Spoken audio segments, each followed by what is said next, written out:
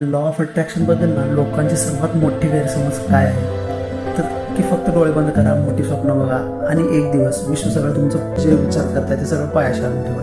पण खरं सांगायचं तर विज्ञान असं म्हणते की खरं म्हणजे आपल्या मेंदूमध्ये एक अशी सिस्टीम आहे जी की आपण ज्या गोष्टीवर सतत लक्ष टाकतो ना ती गोष्ट आपल्याला जास्त दिसायला लागते. एक उदाहरणात समजा आज तुम्ही ठरवलं की आता काळी स्कॉर्पिओ घ्यायची आहे.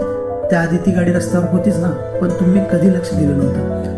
पण आता अचानक प्रत्येक सिग्नलवर प्रत्येक रस्त्यावर ती स्कॉर्पिओ तुम्हाला दिसायला लागेल. गाडी वाढली नाही तर बदल जे झालं ते फक्त तुमचं लक्ष देण्यात. यालाच एक मानसशास्त्रात एक असं नाव आहे की रेटिक्युलर ॲक्टिव्हेटिंग सिस्टीम म्हणजेच RAS.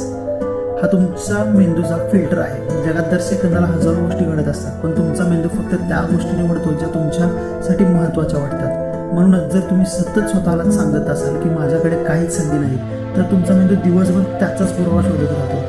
पण जर तुम्ही स्वतःला विचारायला सुरुवात केली की आज मी कोणती नवीन संधी पकडू शकतो, तर हाच मेंदू आधी कधी न दिसलेल्या गोष्टी दाखवायला लागतो. त्याचं एक प्रसिद्ध उदाहरण म्हणजे जिम कॅरी. संघर्षाच्या दिवसामध्ये त्याने स्वतःच्या नावाने ना एक $10 मिलियनचा चेक लिहून ठेवला होता. पण तो चेक लिहून असं ठेवला नाही की तो रोज ऑडिशन्स द्यायचा, नकार पचवायचा, स्वतःमध्ये सुधारणा करायचा, एफर्ट्स द्यायचे, परत प्रयत्न करायचा. काही वर्षांनी त्याला जवळपास तेवढ्याच रकमेचा चित्रपटासाठी मोबदला मिळाला, त्याच रकमेचा चेक त्याला मिळाला. म्हणून हे लक्षात ठेवा की लॉ ऑफ अट्रॅक्शन म्हणजे जादू नाही, तर तुमचा माइंडसेट फोकस त्यामुळे बदलतो. आणि फोकस बदलला की निर्णय बदलतात, आणि निर्णय बदलले की कृती बदलते, आणि कृती बदलल्या की आयुष्यसुद्धा बदलायला सुरुवात होते. तर व्हिडिओ छान वाटला असेल तर कमेंटमध्ये सांगा, आणि तुमचे काही उदाहरण असेल तर ते सुद्धा कमेंटमध्ये सांगा.